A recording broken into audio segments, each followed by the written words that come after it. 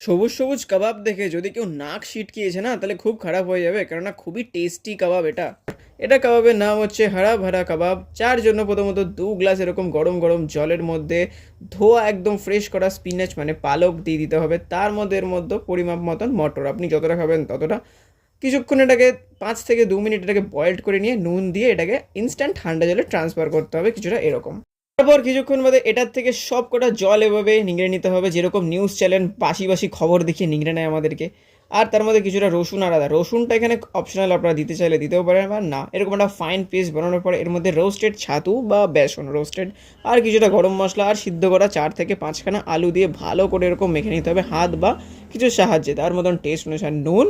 আর তারপর কি এরকম ছোটো ছোটো হাতের মাধ্যমে গোল বানিয়ে কাবাবের মতন শেপ দিয়ে আর ওপর থেকে দিয়ে দিন এক টুকরো কাজু।